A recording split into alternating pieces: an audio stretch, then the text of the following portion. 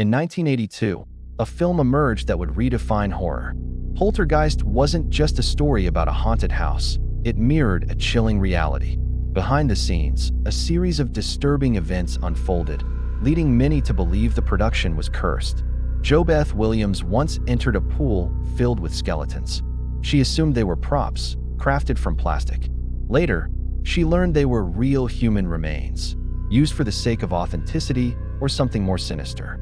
Spielberg had initially considered Drew Barrymore for the role of Carol Ann. She didn't land the part, but days later, he offered her a lead role in E.T. 2 films, 1 year, one strange crossover in fate. The MGM lion's roar was embedded inside a jump scare, and the hands that ripped flesh on screen? Spielberg's own. A 4-foot miniature was used, rigged with vacuums and explosives. 2 seconds of film captured a house swallowed whole. It wasn't just dramatic, it felt symbolic, like the production collapsing under its own haunted weight. He inserted himself into the terror, quite literally. She filmed all her scenes in 6 days, but her presence lingered longer. She said she could feel when director Tobe Hooper was focused or when Spielberg took over. She recalled feeling an unsettling presence in that water, as though the dead weren't just props. Yet Spielberg's fingerprints were everywhere. From camera angles to tone, the debate remains. Was it collaboration or covert control? Heather O'Rourke, the young star, died at age 12. Dominique Dunne was murdered. Other cast and crew members faced misfortunes.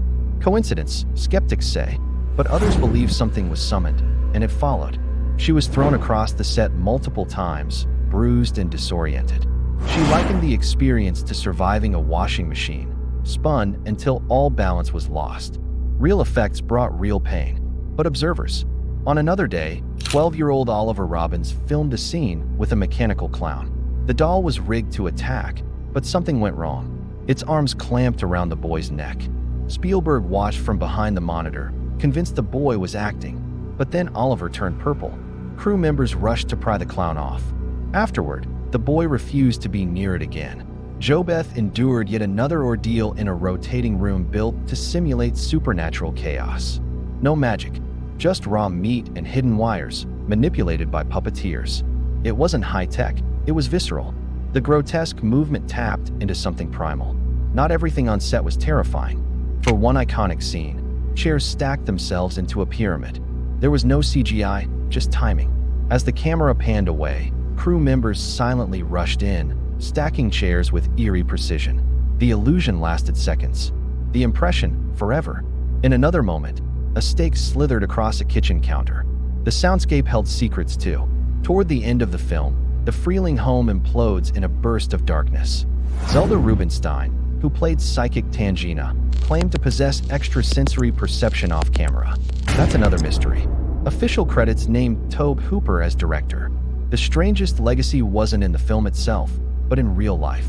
As the static fades to black, one question remains. What happens when fiction invites the dead?